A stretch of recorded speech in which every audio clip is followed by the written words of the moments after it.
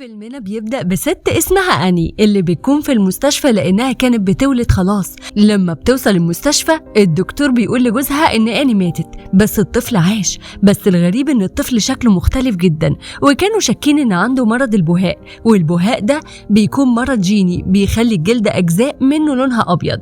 أبو الولد اللي اسمه جريك طلب من الدكتور إنه يروح يشوف ابنه، فبيروح للحضانة وبيلاقيه محطوط على الأجهزة وفي أسلاك عليه بتبين صحة عقله. ولما بيشوفوا جريك بينهار وبيقول إنه مش ابنه ومش هياخده معاه بشكله الغريب ده. الولد نفسه كان منهار كأنه حاسس باللي أبوه كان عمال بيقوله عنه. وبعد مرور سنين بنشوف ضابط مع واحدة اسمها جيسي بتشتغل مديرة مركز أيتام للشباب. وقتها بيدخلوا بيت راجل عجوز واللي بيكون جد الطفل، فبيدخل بارنوم مع جيسي البيت وبيوريها الكوباية بتاعت الراجل العجوز اللي وقع على الأرض مكسورة، وبيصدمها وبيقول لها إن الراجل العجوز ده مات امبارح بسبب سكتة قلبية. بعدها خدها القبو علشان يفهمها هو ليه جايبها المكان ده. كان في ولد جوه القبو ده مش راضي يخرج، كمان ما كانوش عارفين يطلعوا منه أي معلومات تخصه ولا يعرفوا اسمه حتى.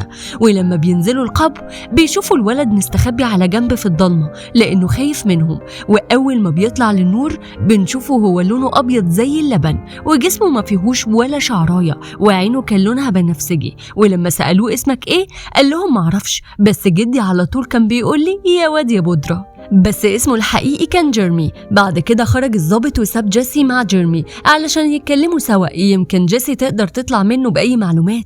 جيسي سألته ليه لما جدك مات ما طلبتش الشرطة أو الإسعاف. قال لها جيرمي إن جده قال له زمان ما ينفعش خالص حد يشوفك لأن ده هيحطك في مشاكل كتير. وقال لها إنه ما راحش مدرسة، وكمان قرأ كل الكتب اللي في القبو ودي اللي علمته وادته خبرات في الحياة. ساعتها طلعت جيسي كتاب صعب علشان تختبره، قال لها افتحي الكتاب وقولي لي رقم صفحة عشوائي وانا هقولك كل المكتوب فيه.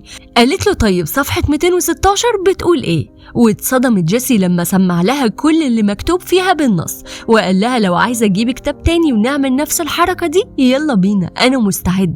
وبنعرف وقتها ان جيسي اقنعته انه يخرج عادي للحياة ويعيش زيه زي اي حد ويروح معاها للملجأ بتاعها. واول ما بيخرج بودرة من البيت كل عربيات الشرطة وانوارها بيحصل فيها مشكلة. بعدها ركب مع جيسي العربية والضابط خد باله ان في عواميد صواعق كهرباء فوق البيت بتاعه كتيرة جدا. وكمان صاحبه اللي اسمه دونكن قال له انه حاسس ان جيرمي ده في حاجة مش طبيعية، لان الدكاترة قالت انه بالرغم من ان جده مات بسكتة قلبية بس قلبه تعرض لمحاولة انعاش بالكهرباء. واول ما جيرمي وصل مع جيسي الملجأ كل الشباب بصوله بصات استغراب، وبتكون جيسي عايزة تعمل له اختبار ذكاء. وقت الاكل كان قاعد جيرمي لوحده، قام واحد اسمه جون عنده 30 سنة قرب منه وقعد يتريق عليه وقال له ده اول يوم ليك ولازم تحط المعلقة على مناخيرك زي ما واحد عمل كده بالظبط. وقتها جيرمي خد معلقة ودعكها بإيده ووقفها على الترابيزة ولم كل المعالق والشوك وعمل منهم جبل على السفرة. والكل كان مستغرب من اللي بيحصل ده لأن دي حاجة ضد الطبيعة. ولما الضابط رجع من شغله شاف ابنه اللي اسمه ستيف قدام البيت، وبيبان إن علاقتهم متوترة ووحشة جدا لأنهم مش بيعبروا بعض. ولما بيطلع للدور اللي فوق بنعرف إن مرات الضابط مش بتقدر تتكلم ولا تفتح عينيها لأنها مريضة سرطان. وكان في ممرضة اسمها ماكسين كان مهمتها انها ترعى مراته. وتاني يوم بنعرف ان الدكتور كشف على جيرمي وقال ان صحته زي الفل. فقالت له جيسي تروح المدرسة؟ فقال لها جيرمي يا سلام يا ريت. في المدرسة الأستاذ كان بيعلمهم حاجة في الكهرباء وكان بيقول لهم ازاي الكهرباء بتتنقل من حاجة للتانية.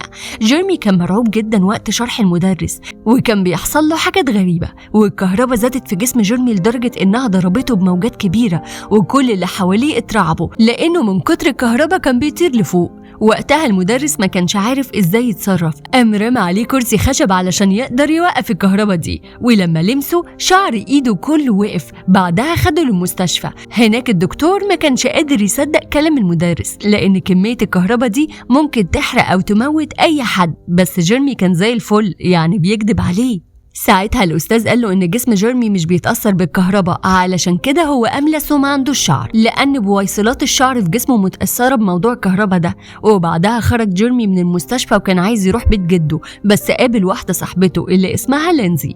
قعدوا يتكلموا سوا، والجيران كانت بص عليه وبيقول لها إنه يقدر يسمع أصوات أفكار الناس وبيعمل كده مع أي حد. لينزي كانت فاكراه بيحور عليها أو بيهلوس من كتر الكهرباء اللي ضربته. وهو راجع قابل الضابط وصاحبه اللي أجبروه إنه يرجع الملجأ تاني، وسألوه أنت ليه هربت من المستشفى؟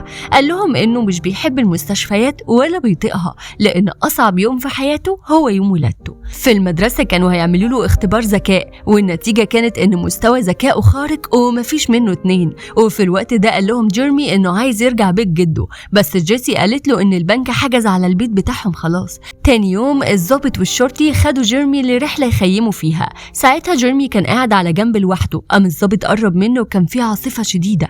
ساعتها جيرمي قال له أي عاصفة أو رعد أو تقلبات جوية أنا بحس بيها جوايا، كمان البرق لما بينزل على الأرض بيحس إنه بيخبط فيه.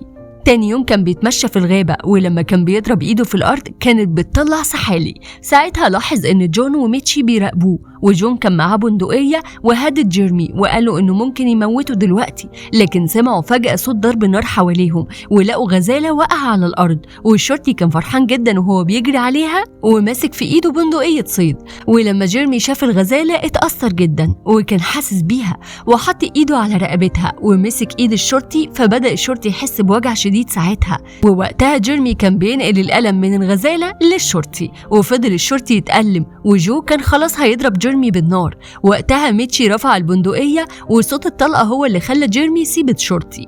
جيسي بعد كده كانت بتتكلم معاه وبتقول له يحكي لها بالظبط اللي حصل في الغابة، ولما حكى كانت مستغربة كلامه. وفجأة الكهرباء فرقعت لأنه كان بيحكي وهو متعصب، حتى الإزاز فرقع في كل حتة. ولما الضابط رجع بيته قابل الدكتور وقال له إن مراته حالتها صعبة جدا.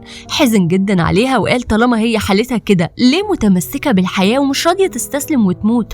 بعد كده بنشوف المدرس وهو بيتكلم مع جيرمي وهو بيقول له إنه لما أغمى عليه وهو لمسه حس المدرس إنه جواه طاقة كأنه رجع شاب 20 سنة. قال له كمان إن أينشتاين قال إن مش من السهل إن أي حد يبقى عنده ذكاء خارق، والتفسير الوحيد للذكاء ده إن بيكون في حاجة حصلت للشخص ده زمان. وقتها طلب من جيرمي إنهم يقربوا من بعض ويبقوا صحاب. تاني يوم الضابط راح للشرطي، والغريب إنه لقاه رمى كل عدة الصيد اللي عنده، واستغرب جدا لأن الشرطي ده بيحب الصيد جدا. ساعتها الشرطي قال للضابط إنه لما حس بألم الغزالة ما كانش قادر يستحمله، فقال له شوف أنا قتلت كام حيوان قبل كده وكام حيوان اتوجع بسببي، علشان كده قرر إنه يبطل الصيد ده خالص. ساعتها جت للضابط فكرة من ورا حوار نقل الطاقة ده، وطلب من جيرمي إنه يجي عند مراته ويساعده إنه يتواصل معاها علشان يعرف إيه اللي في دماغها. ولما راح جيرمي البيت الضابط ولمس راس مراته عارف إنها مش عايزة تموت غير لما الضابط يسامح ابنه، بس هو كان عنيد جدا ورفض. قالت له فاكر لما كنا بنلعب والخاتم بتاعي وقع في التلج وكان كل يوم ستيفن كان بيرجع من المدرسة ويقلب الدنيا عليه؟ وقتها هي عيطت كتير وقالت له عن طريق جيرمي إنه يفتح الصندوق، ولما بيفتحوا الضابط بيلاقي الخاتم. فضل الضابط يعيط ويلبسها الخاتم وحضنها. في اللحظة دي هي فتحت عينيها وبعدها ماتت. أول ما ستيفن رجع البيت أبوه حضنه جامد وكان منهار. بعد كده بيقابل جيرمي صاحبته لينزي اللي كانت معجبة بيه.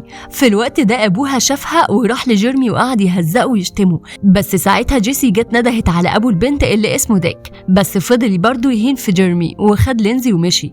جيرمي وقتها كان متضايق جدا وقرر إنه يمشي من الملجأ ويرجع لبيت جده بدل قلة القيمة دي. بس وهو راجع سمع صوت العيال في الملعب، ولما دخل لهم جون قل منه وخد طاقيته منه. ساعتها جون قال له لو راجل رجع طاقيتك. فرد جيرمي عليه وقال له هو يعني علشان جوز امك كان سكران وعمل كده زمان معاك وانت ما قدرتش تعمل له حاجه رايح تتشطر عليا وتعمل كده معايا؟ ولما جون سمع الكلام ده اتعصب جدا وكان عايز يقتل جيرمي. ساعتها اخدوا جيرمي وقلعوه هدومه وقاموا رموه في الميه المطينه. والوقت ده كان في عاصفة شديدة وجون كان عمال يعصب في جيرمي ويقول له كلام سخيف، لحد ما جيرمي ضرب صاعقة من جسمه نطرتهم كلهم على الأرض، حتى هو نفسه طار بعيد. وميتشي شاف جون وكان شكله كده خلاص بيطلع في الروح. وقتها جيرمي راح له وفضل يعمل له انعاش عن طريق الصدمات الكهربية لحد ما جون صحي تاني. فقال ميتشي لجيرمي اهرب انت لبيت جدك حالا. ولما رجع جيرمي للبيت لقى ان البنك خد كل حاجة في البيت. قامت راحت له جيسي وهو حزين جدا وقالت له انه هيلاقي مكان قريب جدا وهيكون هو بيته. كمان المدرس كان بيساعد جيسي ان جيرمي يعيش حياة آمنة وفي سلام، بس الضابط والشرطي جم علشان يقبضوا عليه. بس جيسي اتكلمت مع الضابط واتحايلت عليه انه ما يسجنهوش، قال لها انه مش هيقبض عليه لانه ساعده وقت ما كان محتاجه. بعد كده سابوه وفضل جيرمي يجري لحد ما صاعقة قوية ضربته وخدته ورفعته للسماء واختفى. وبكده بيكون خلص فيلمنا. ولو عجبكم الفيديو اعملوا لايك وشير، وما تنسوش كمان تشتركوا في القناة وتشوفوا الفيديوهات القديمة واستنونا في فيديوهات جديدة. وما تنسوش تفعلوا الجرس وتكتبوا لنا في الكومنتات الفيلم اللي حابين تشوفوه المرة الجاية. سلام.